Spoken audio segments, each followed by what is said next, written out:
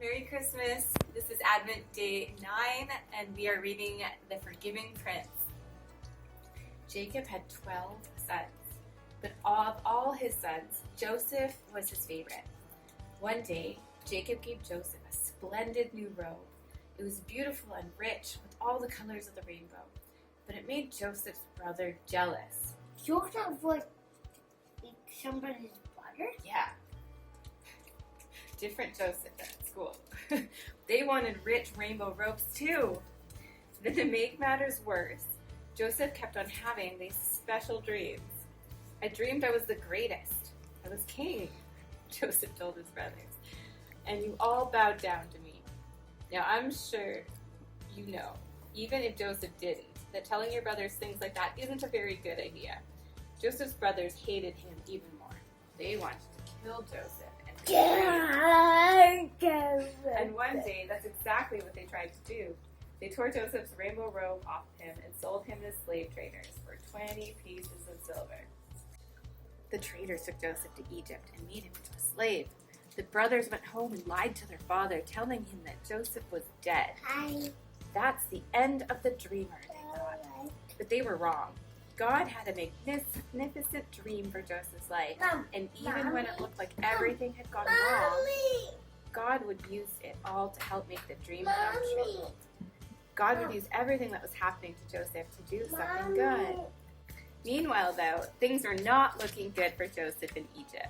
He was far from home and from his dad, and then he got blamed for something he didn't do. And even though he had done nothing wrong, he was punished and thrown in jail. But God had not left Joseph. One night, Pharaoh, that's the king of Egypt, had a scary dream about thin cows gobbling up fat cows. What on earth did it mean? He didn't know. But Joseph was a dream expert, so Pharaoh sent for him. It means a famine is coming, Joseph explained. There won't be enough food. Pharaoh was so pleased by Joseph's skill that he immediately took Joseph out of jail and made him a prince. Now back at home, Joseph's brother had run out of food, and everyone was hungry. God's special family was in danger. If they didn't get food soon, they were going to starve to death.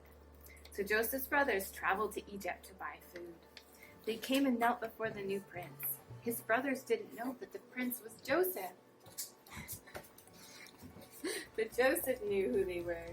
Joseph's dream, the one about his brothers bowing down to him, was coming true. "It's me," Joseph cried when they saw that it was Joseph. His brothers were afraid. They had wronged Joseph. They had sinned and they knew it. Now Joseph would certainly punish them. But Joseph looked at his brothers, and his eyes filled with tears. Even though his brothers had hurt him and hated him and wanted him dead, in spite of everything, he couldn't stop loving them. His heart, which had been broken, filled up with love, and Joseph forgave them. Joseph threw his arms around them. "Don't be afraid," he said. "Behind what you were doing, underneath everything that was happening, God was doing something good.